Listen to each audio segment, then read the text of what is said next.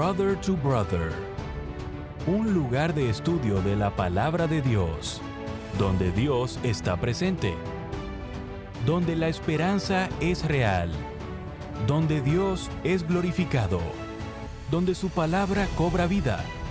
Escuela sabática, reflexiones, estudios bíblicos y más. Gracias por estar aquí.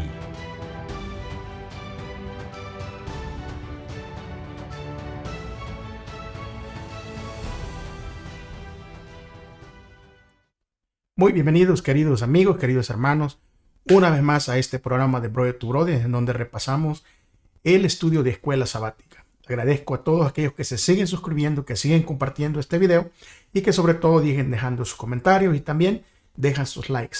Si oyen mi voz un poquito diferente, no es el micrófono. Esta semana hemos estado un poco enfermos, estamos ya saliendo, le agradecemos al Señor porque Él nos ha traído durante este tiempo que hemos estado un poco afectados por lo que parece ser un flu muy fuerte, ¿verdad? Vamos entonces, hermanos, amigos, a poder estudiar, a poder repasar este estudio que ha estado fenomenal. Así que antes de orar, recuérdense que hay que traer una vez más el librito que está por ahí. También que traer su Biblia, muy importante, y algo con que apuntar. Así que no vamos a perder más tiempo. Acompáñenme entonces a poder invocar el nombre de Dios reverentemente. Señor, queremos dar gracias una vez más por la vida que usted nos presta, por permitir libremente, Señor, estudiar su palabra. Sabemos de que van a venir tiempos en los cuales habrá hambre, Señor, de querer estudiar, y no será posible, porque los tiempos se pondrán muy difíciles. Pero Padre, ayúdenos a aprovechar hoy que está disponible a poder estudiar, a poder aprender, a poder retener y sobre todo a poder practicar. Dios Espíritu, condúzcanos, Señor, en este estudio. Que usted sea el que abra nuestro entendimiento y el entendimiento de aquellos hermanos y amigos que verán este video. En el nombre de Jesús. Hoy sí, mis amigos, mis hermanos, sí. Me van a disculpar por ahí si a veces tengo que esperar un poquito mi voz. Todavía estoy con ese malestar, ¿verdad? Aquí en la garganta. El título, como ya lo tienen allí en pantalla, La victoria de Cristo sobre la muerte. Y vamos entonces a leer el versículo de memoria que se va a encontrar allí en Apocalipsis capítulo 1, versículo 17 al versículo 18. Así que si ya encontró, ya trajo su Biblia, búsquelo allí y vamos a leerlo todos juntos. Dice: cuando le vi, caí como muerto a sus pies, y él puso su diestra sobre mí, diciéndome: no temas, yo soy el primero y el último, y el que vivo y estuve muerto, mas he aquí que vivo por los siglos de los siglos. Amén. Y tengo las llaves de la muerte y del Hades. Apocalipsis capítulo 1, versículo 17 y 18. La resurrección de Jesús es fundamental para nuestra fe cristiana. Es más, el apóstol Pablo dijo estas palabras: porque si los muertos no resucitan, tampoco Cristo resucitó. Y si Cristo no resucitó, vuestra fe es vana, aún estáis en vuestros pecados. Entonces los que durmieron en Cristo perecieron. Y eso lo escribió en 1 Corintios capítulo 15, versículo 16 al 18. Por lo tanto, por más que Pablo destaque aquí la relevancia de la muerte de Cristo, ¿verdad? En 1 Corintios, usted puede leer el capítulo 2, versículo 2. Esta no nos sirve de nada sin la resurrección de Cristo. Porque de nada serviría la muerte si no hubiese una resurrección, como él ya lo escribió por ahí. Así que trascendentemente es la resurrección de Jesús para toda la fe cristiana y para el plan de salvación es fundamental.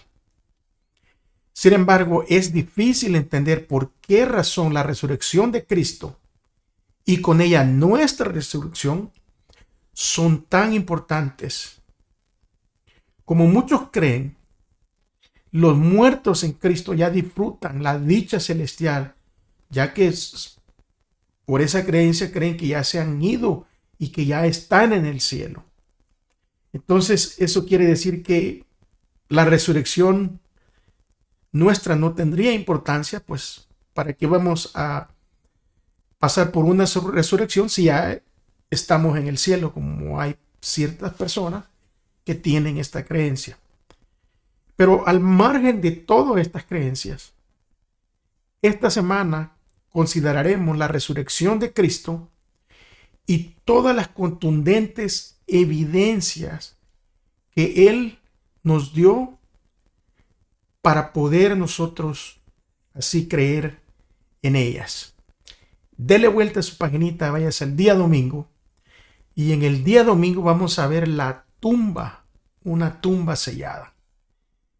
La misión de Cristo parecía haber terminado, y hasta que parecía como que había sido todo un fracaso con la muerte del Señor en la cruz. Parece, ¿verdad?, de que Satanás logró instigar a Judas a que incluso traicionara a Jesús. E incluso instigó a los principales sacerdotes, instigó a los ancianos, para que todos se unieran y exigieran la muerte del Señor Jesús. Después de que arrestaron a Jesús, todos los discípulos, dice la palabra de Dios, que le dejaron y huyeron, allí en Mateo 26, 56. Y incluso aquel discípulo que dijo que no lo iba a abandonar como los demás, le negó 3 veces. Me refiero a Pedro. Esa historia usted la puede encontrar en Mateo 26, versículos 69 al 75. Ahora, Jesús estaba en una tumba cavada en una roca, cerrada por una piedra gigante, sellada, protegida, incluso por los guardias romanos. Pero aparte de eso, en el ambiente espiritual también estaba vigilada por los poderes demoníacos invisibles. Porque si Satanás hubiera podido, él hubiese mantenido a Cristo encerrado en la tumba. Porque ese fue el plan de él. Que Jesús muriera y así se acabaría el problema.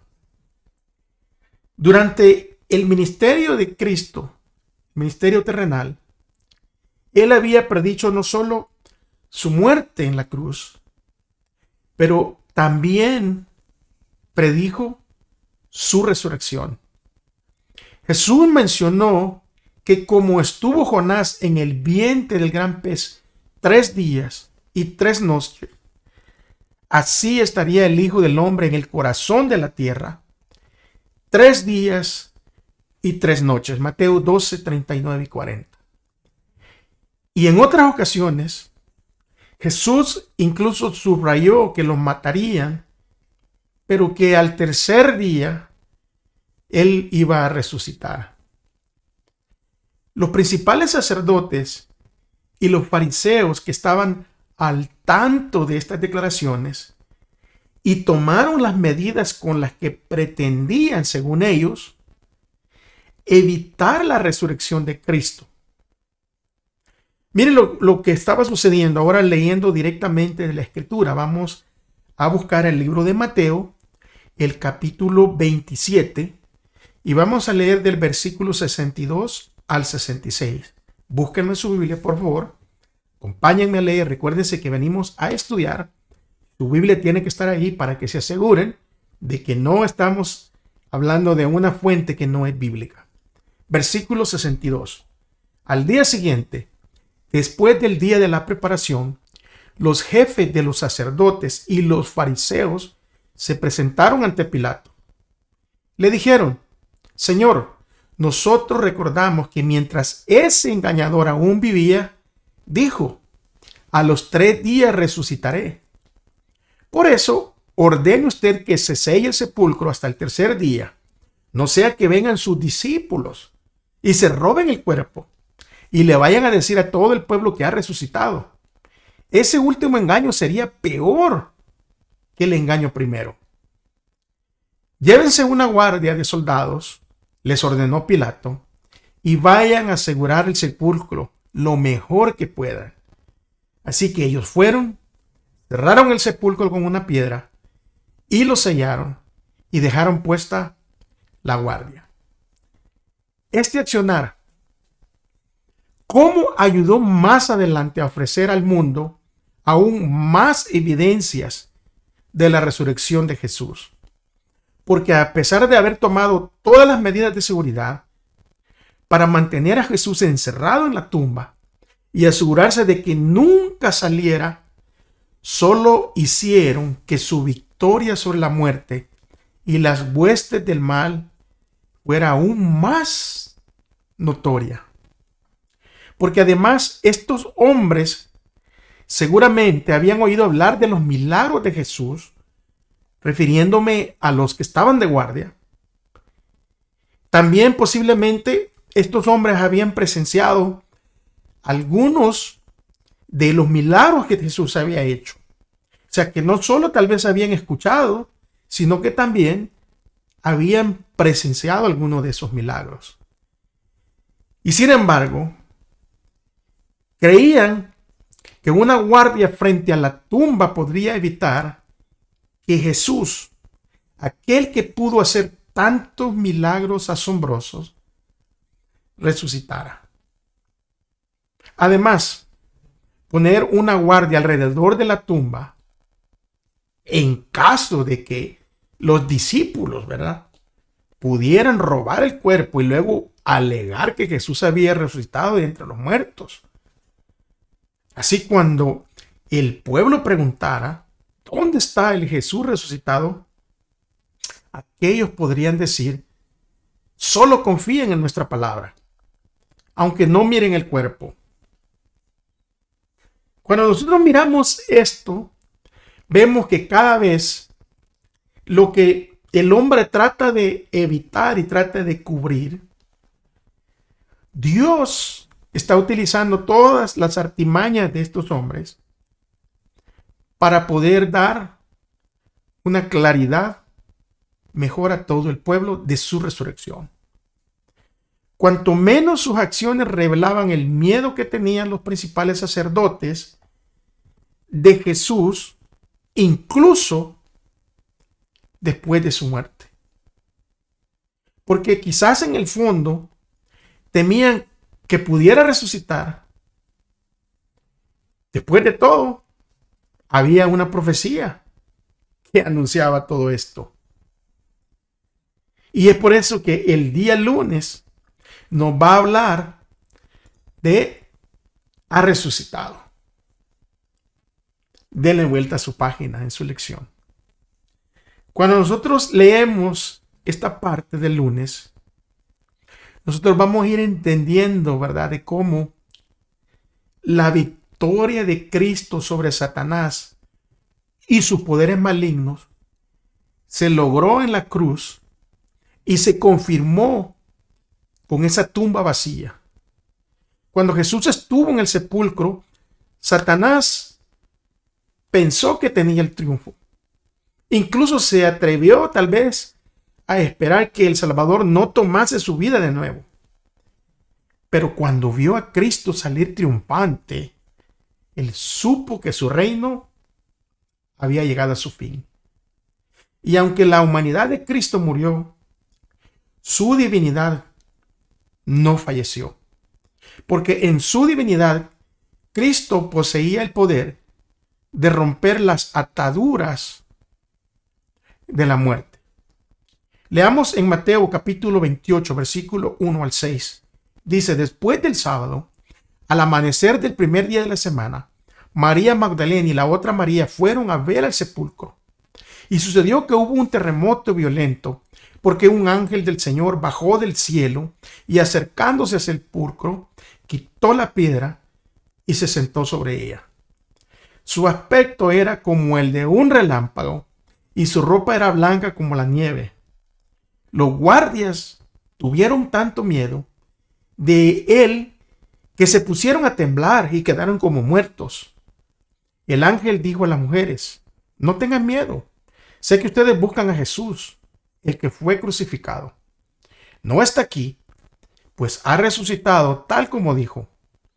Vengan a ver el lugar en donde lo pusieron. Y Juan capítulo 10 y versículos 17 y 18 dice: por eso me ama el Padre, porque entrego mi vida para volver a recibirla. Miren lo que dice el versículo 18. Nadie me la arrebata, sino que yo la entrego por mi propia voluntad. Tengo la autoridad para entregarla y tengo también la autoridad para volver a recibirla. Este es el mandamiento que recibí de mi Padre. Y Romanos capítulo 8 y versículo 11 dice de esta manera: y si el espíritu de aquel que levantó a Jesús de entre los muertos vive en ustedes, el mismo que levantó a Cristo de entre los muertos también dará vida a sus cuerpos mortales por medio de su espíritu que vive en ustedes. Aquí miramos cómo se involucra directamente en la resurrección de Jesús. Fíjense que durante su ministerio en Samaria, Jesús declaró que él mismo tenía el poder para poner su vida y para volverla a tomar. E incluso a Marta él le dijo: yo soy la resurrección y yo soy la vida, Juan 11:25. Y otros pasajes también hablan de su resurrección como un acto de Dios. Lo que estamos viendo aquí es el poder de Jesús, porque incluso un poderoso ángel del Señor participó de este glorioso acontecimiento. Mientras tanto, en Mateo 28, del 11 al 15, allí se revelan los esfuerzos inútiles y necios de las autoridades para seguir luchando en contra de Jesús.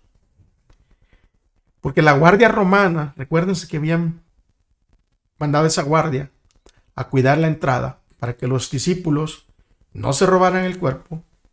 Esa misma guardia atestiguó a los dirigentes sobre todas las cosas que habían acontecido. Y en este relato está implícita la idea de que los guardias vieron la resurrección. O sea, aquellos guardias que llevaron para que no sucediera nada, ahora eran los testigos oculares de este evento. Porque si no fuese así, ¿de qué sentido tendrían las palabras que ellos le vinieron a decir a los dirigentes? Un ángel descendió del cielo, movió la piedra, se sentó sobre ella y los guardias, dice la palabra de Dios, que perdieron el sentido. Y lo siguiente que recuerdan es que la tumba está vacía. Quizá mientras los romanos estaban inconscientes, el ángel se llevó el cuerpo de Jesús, ¿verdad?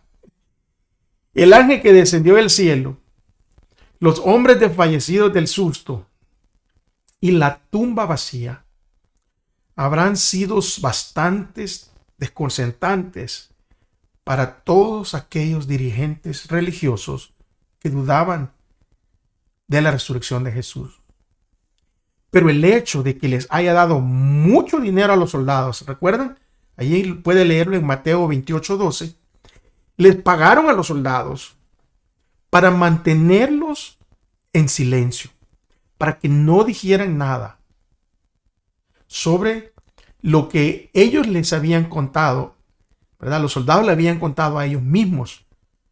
Y no querían que este relato de la resurrección de Jesús saliera al público.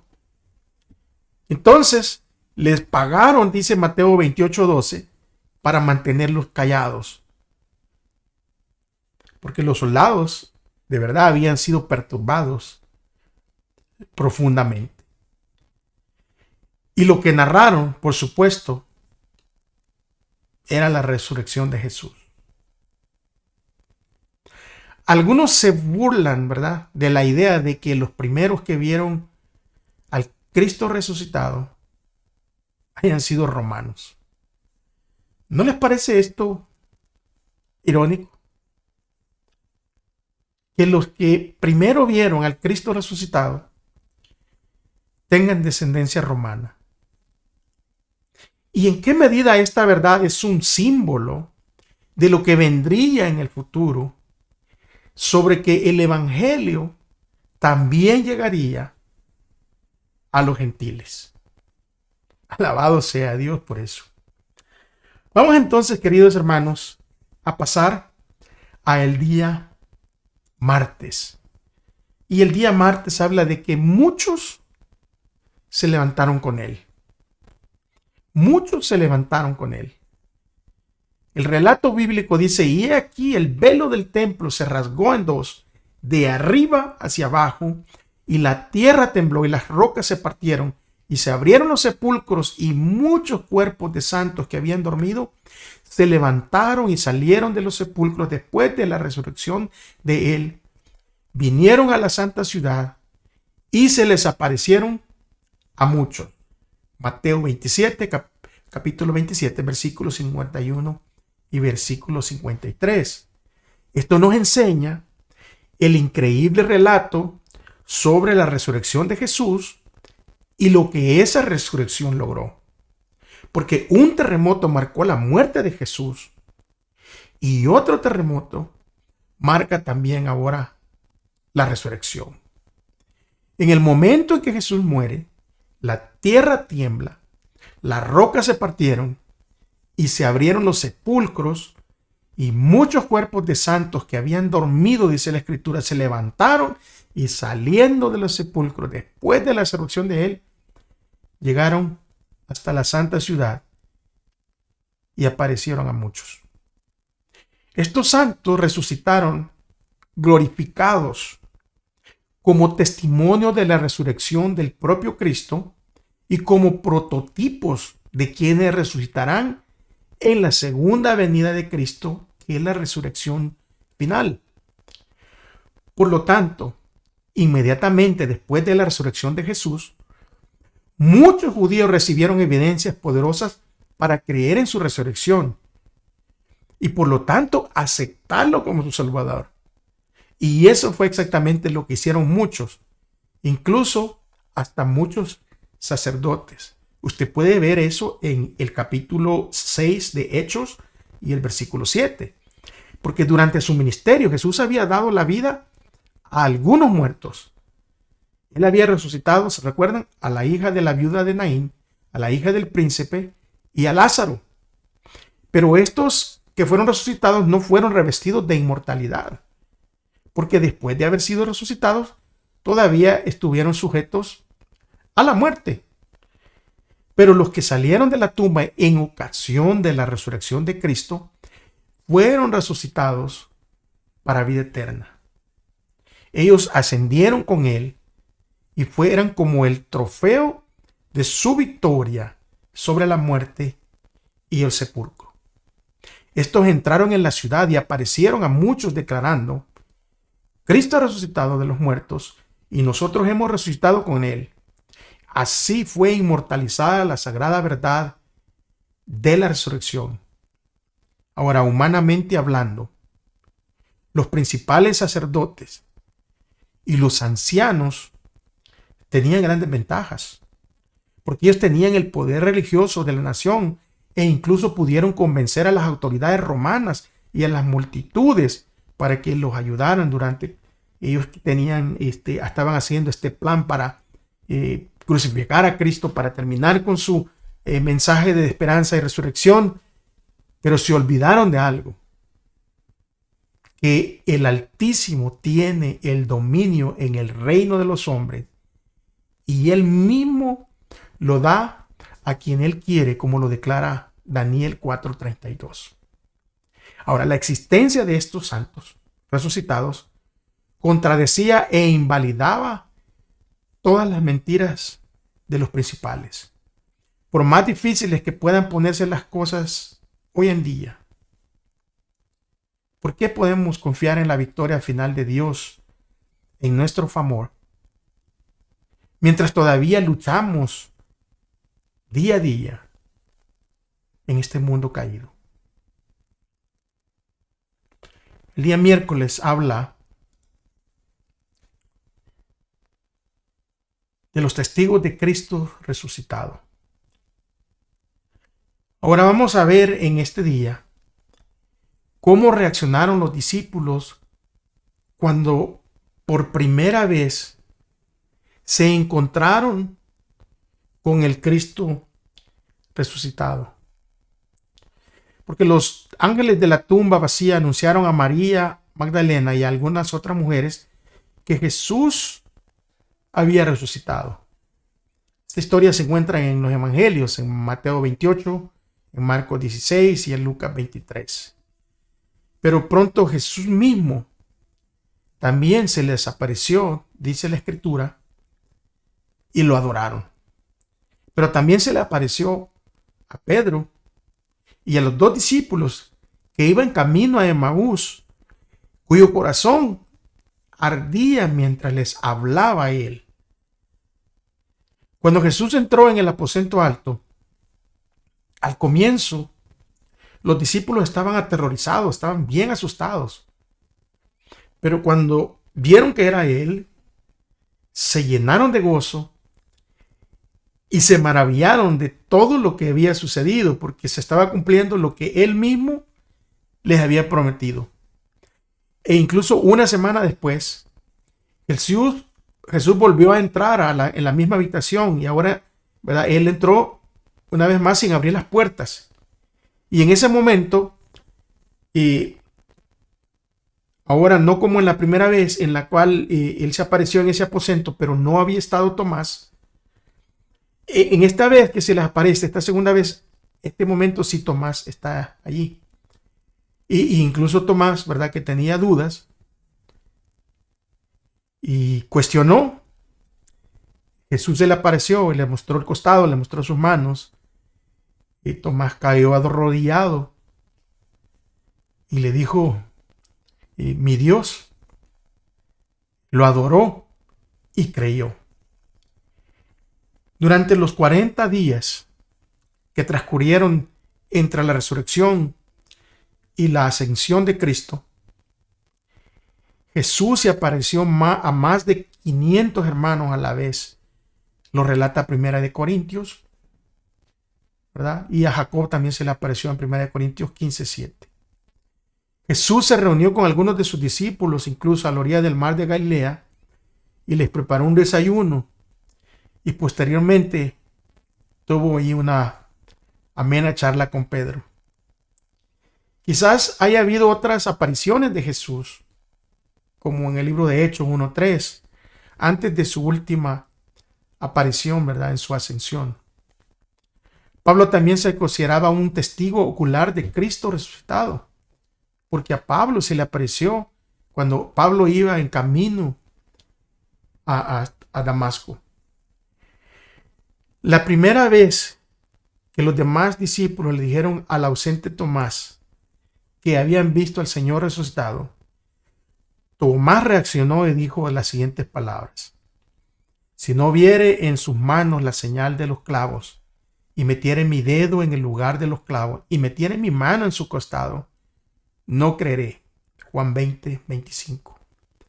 Y una semana después, cuando Jesús volvió a aparecer ante los discípulos, ahora con Tomás entre ellos, Jesús les dijo directamente a Tomás: pon aquí tu dedo y mira mis manos, y acerca tu mano y métela en mi costado, y no seas incrédulo, sino sea un creyente. Entonces Tomás confesó estas palabras: Señor mío y Dios mío. Y Jesús agregó: porque me has visto, Tomás, creíste. Bienaventurados los que no vieron y creyeron. Bienaventurados los que no vieron y creyeron. Aunque nosotros no hayamos visto personalmente a Cristo resucitado, hay muchas razones para ejercer nuestra fe en ese Cristo resucitado.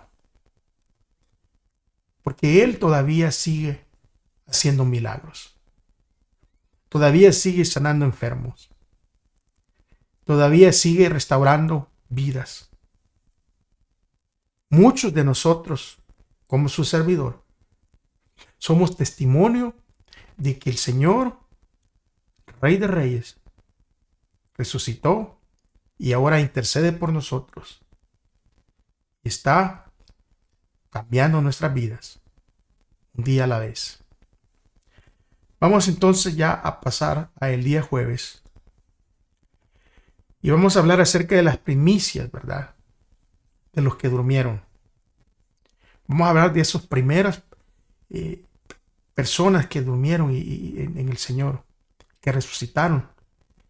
Cuando leemos 1 Corintios 15:20, dice: lo cierto es que Cristo ha sido levantado de entre los muertos como primicias de los que murieron.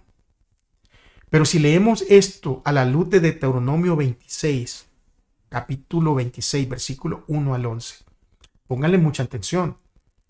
Dice la escritura así: cuando hayas entrado en la tierra que el Señor tu Dios te da como herencia, y tomes posesión de ella y te establezcas allí, tomarás de las primicias de todo lo que produzca la tierra que el Señor tu Dios te da, y las pondrás en una canasta.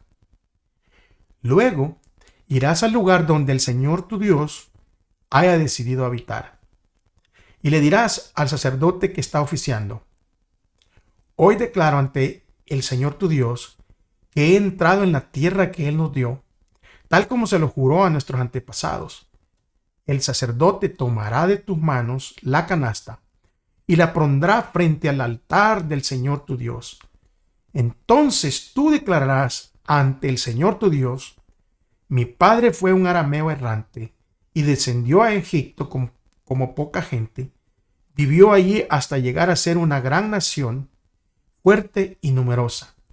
Pero los egipcios nos maltrataron, nos hicieron sufrir y nos sometieron a muchos trabajos forzados. Nosotros clamamos al Señor, el Dios de nuestros padres, y Él escuchó nuestro ruego y vio la misericordia y el trabajo y la opresión que nos habían impuesto. Por eso, el Señor nos sacó de Egipto con actos portentosos y un gran despliegue de poder, con señales, prodigios y milagros que provocaron gran terror.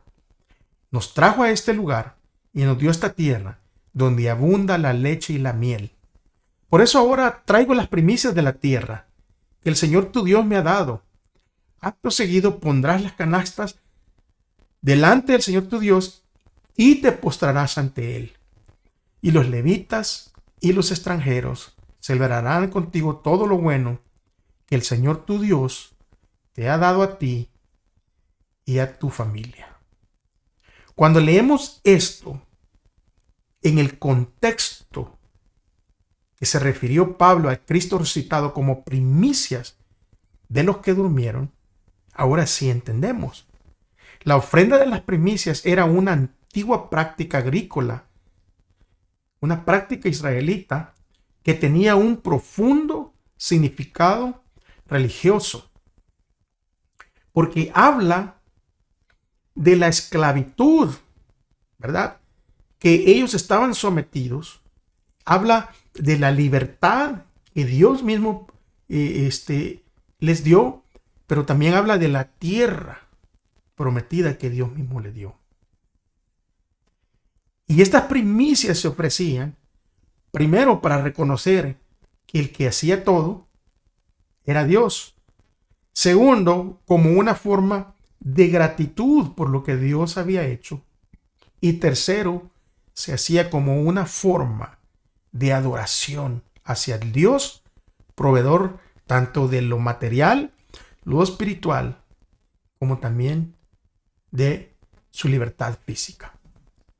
Era un reconocimiento sagrado de Dios como el único proveedor misericordioso que les había confiado a ellos como mayordomos la tierra donde crecían los cultivos, que estaban a punto de ser cosechados. Ahora vamos a ver que las primicias no solo indicaban que comenzaba la cosecha, sino también revelaban la calidad de los productos.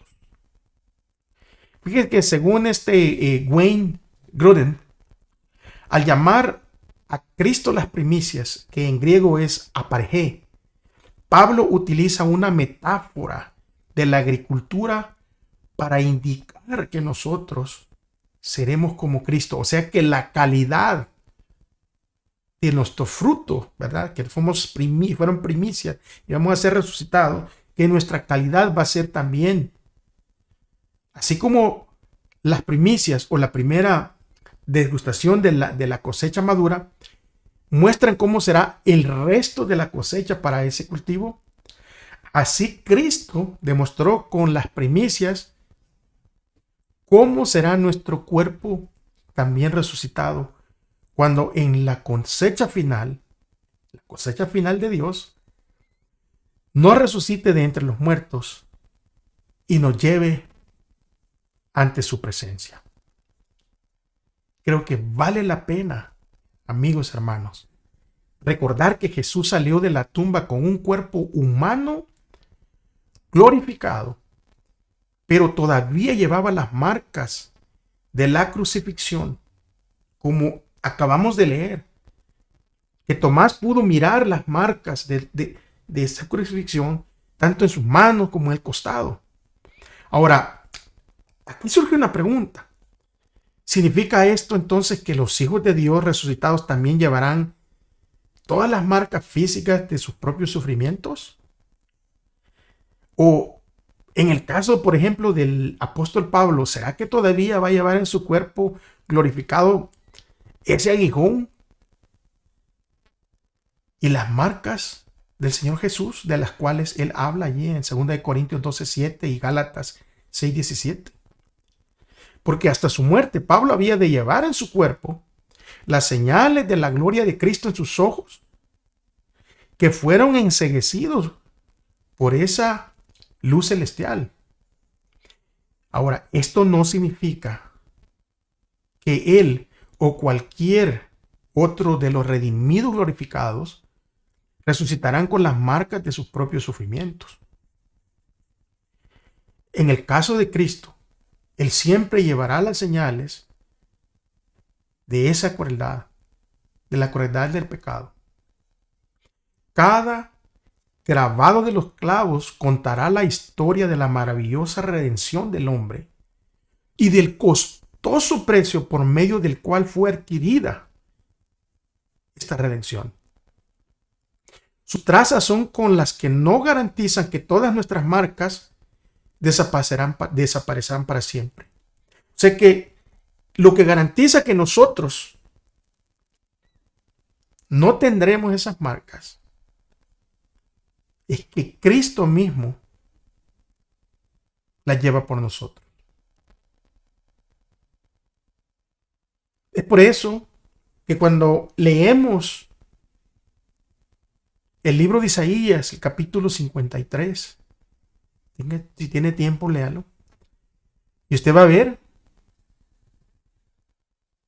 que fuimos nosotros la razón de todo ese maltrato. Y que ahora Él lleva todas nuestras marcas.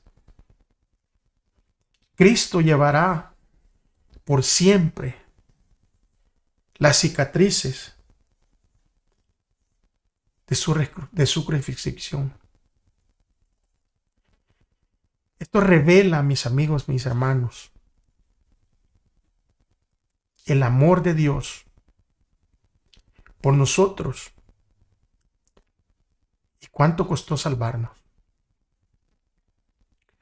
Como muestra también cuánto ha invertido la deidad para salvar a cada uno de nosotros.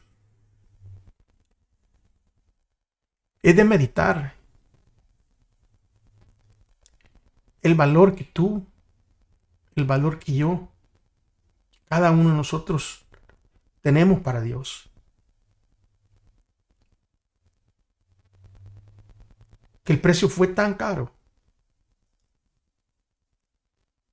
que tuvo que morir el Hijo del Dios Todopoderoso. Ahora, el pensamiento moderno, mis amigos, mis hermanos, el pensamiento moderno no cree en algo como la resurrección de Jesús. Sin embargo, las evidencias históricas son tan fuertes que incluso aquellos que no pueden aceptar la realidad de la resurrección se ven obligados a admitir que muchos creían que habían visto al Jesús resucitado. Por lo tanto, gran parte de la apologética en contra de la resurrección consiste simplemente en intentar explicar qué pudo haber causado que todas estas personas diferentes creyeran que habían visto al Cristo resucitado. Aquí están algunos de los argumentos. Algunos argumentan que todos los discípulos alucinaron con el Jesús resucitado. Otros que Jesús en realidad no había muerto, sino que solo se desmayó y luego volvió a la vida, a la realidad después de que lo bajaron de la cruz. Y cuando reapareció a sus seguidores pensaron que había resucitado de entre los muertos. E incluso, créase o no, hay algunos que han argumentado que Jesús tenía un hermano gemelo a quien los discípulos confundieron con el Cristo resucitado. En otras palabras, las evidencias históricas son tan fuertes a favor de la resurrección de Cristo que está en la clase de argumentos que la gente inventa para tratar de desestimarla.